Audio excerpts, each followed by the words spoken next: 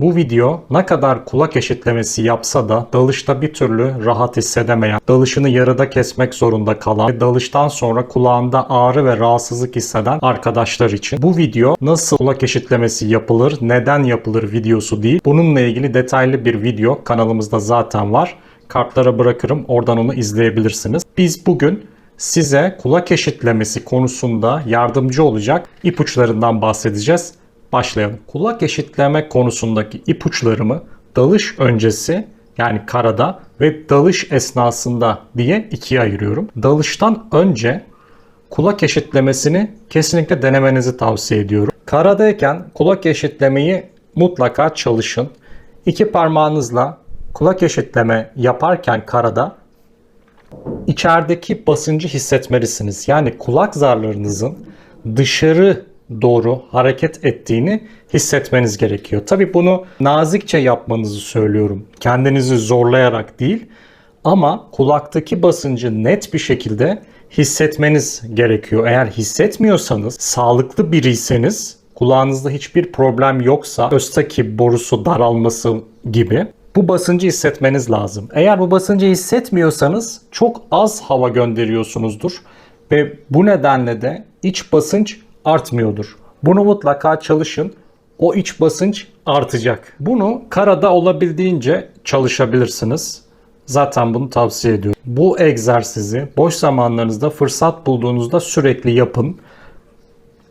Şu anda ben kulak zarlarımı hissediyorum örneğin. Hissetmiyorsanız bunu tekrarlamanızı tavsiye ediyorum. Peki biraz daha ileri gidelim.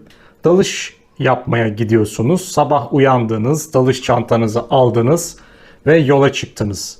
Bu noktada size tavsiyem ilk markete uğrayıp birkaç tane sakız almanız. Sakız çiğnemek, özellikle de büyük bir sakız çiğnemek, yani standart bir şekersiz sakızdan 3-4 tane gibi ağzınıza atarak birkaç saat boyunca çiğnemek kulak zarlarınızı esnetecektir. Dalış sırasında size kulak eşitleme konusunda oldukça yardımcı olacaktır. Gelelim 3. adıma, yani evde çalıştık kulak eşitlemeyi. Dalışa giderken birkaç tane sakız attık ağzımıza, çiğnedik. Kulak zarlarımızın esnediğini hatta hissettik bile. Geldik dalışa. Eğer kulak eşitlemede dalış esnasında sorun yaşıyorsanız bunun birkaç nedeni vardır. Bunlardan bir tanesi ve genelde karşımıza çıkan en büyük neden hızlı alçalmaktır. İster serbest dalış yapıyor olun, ister balık avı yapıyor olun, ister tüplü dalış yapıyor olun, yavaş alçalmalısınız.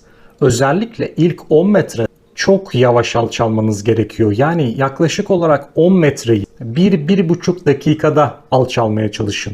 Bunu daha sonra hızlandıracaksınız ama önce kulağımızı eşitlemeyi öğrenelim. Kulak zarlarımız buna adapte olsun. Sonra hızlandırırız. Şu an çok yavaşmış gibi gelebilir size. Neden ilk 10 metre diyorum? Çünkü yüzeyde basınç, atmosferik basınç 1 atmosfer. 10 metrede 1 atmosfer basınç artıyor. Ve siz 0 metredeyken 1 atmosfer basınçtasınız. 10 metreye gittiğinizde 2 atmosfer basınca iniyorsunuz. Yani basınç değişimi %100. Peki 10 metreden 20 metreye gittiğimizde, tabii ki orada dikkat etmeliyiz ama 10 metreden 20 metreye gittiğinizde basınç 2 atmosferden 3 atmosfere çıkıyor. Yani basınç değişimi %50. Bu %33 gibi azalan bir artışla artıyor basınç. Ama en önemlisi ilk 10 metre. İlk 10 metrede çok yavaş alçalacağız. Dediğim gibi yanınıza bir zaman ölçer, bir dalış seri alabiliyorsanız bunu kullanın. 1-1,5 dakikada alçalın ilk 10 metreyi. Sonrası basınç değişimi daha az olacağı için daha kolay olacaktır. Sonraki tavsiyeme geleyim. Bu yavaş alçalmanız esnasında sürekli kulak eşitleme yapın. Yapılan hatalardan bir tanesi de şu. Alçalmaya başlıyorum. Tamam, hatta belki de yavaş alçalıyorum. Ama kulağımda bir rahatsızlık, bir ağrı hissettiğimde eşitlemeye çalışıyorum. Hayır. Kulağınızda ağrı ve rahatsızlık hissettiğinizde iş işten geçmiştir. Onu eşitlemek çok zordur. Eşitleseniz bile kulak ağrısı yapabilir. Sizi rahatsız edebilir. Ne tavsiye ediyorum? 1-1,5 metrede bir kulak eşitleme yapmak. Bunu unutun. Eğer kulak eşitlemede ciddi problem yaşıyorsanız 0,1. metreden itibaren, yani başınız suyun altına girdiğinden itibaren Eliniz sürekli burnunuzda olsun. Sürekli hava verin. Yavaş yavaş.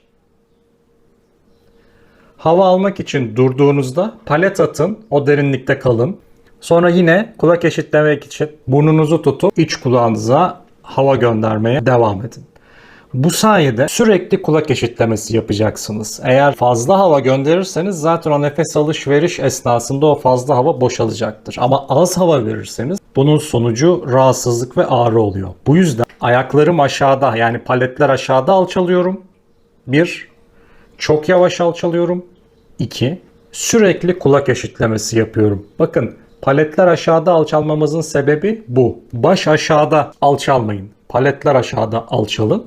Bu sayede durmak ya da hızınızı yavaşlatmak isterseniz biraz palet atıp hızınızı yavaşlatarak dip yapabilirsiniz. Peki istediğimiz derinliğe geldik. Örneğin 10 metredeyiz. Orada ne yapabiliriz? Kulak eşitleme sürekli performe edilmesi gereken bir aktivite. Çok fazla derinlik değiştirmeyin. Yani 10 metrede gidiyorsanız, hangi amaçla oradaysanız, bir balık peşinde gidiyor olabilirsiniz, scuba yaparken fotoğraf çekiyor olabilirsiniz ya da sadece etrafı izliyor olabilirsiniz. Amacınız her neyse 10 metrede giderken 11'e düşeyim, biraz 12'ye düşeyim, sonra tekrar 8'e çıkayım, sonra tekrar 10 metre yapayım. Yani yo-yo dalışı yapmayın. Bu dalgalanmalar kulak zarınızı etkileyecektir. Peki bunu nasıl yapabilirim? Bunu ben bilinçli yapmıyorum. Dalış bilgisayarına bakıyorum, 15 metreye kaymışım. Biraz yukarı çıkayım diyorum. Eğer scuba yapıyorsanız BC'me biraz hava alıyorum. Bu sefer de fazla geliyor. Bir anda 8 metreye yükseliyorum. Bu kulak eşitlemenin dışında da çok tehlikeli olsa da bu videonun konusu kulak eşitleme olduğu için ondan bahsedeceğim. Eğer durum buysa iyi bir yüzerlik kontrolüne ihtiyacınız var ve bu scuba dalgıçları için bunun kursları veriliyor. Bunun yanında tecrübeniz arttıkça dalış konusunda zaten çok daha iyi yüzerlik kontrolüne sahip olacaksınız. Bütün bunları yaptınız. Her bir adım benim anlattığım şekilde tek tek uyguladınız ve hala problem yaşıyorsanız mutlaka bir hekime gözükmelisiniz. Çünkü bunu bazı dalış öğrencilerimde yaşadım. Ama bunu yaşama oranım 200-300'de 1'di. Yine de olabiliyor. Bu oran çok da azımsanacak bir oran değil aslında. Binlerce kişinin daldığını düşünürsek. Üstteki borusunda daralma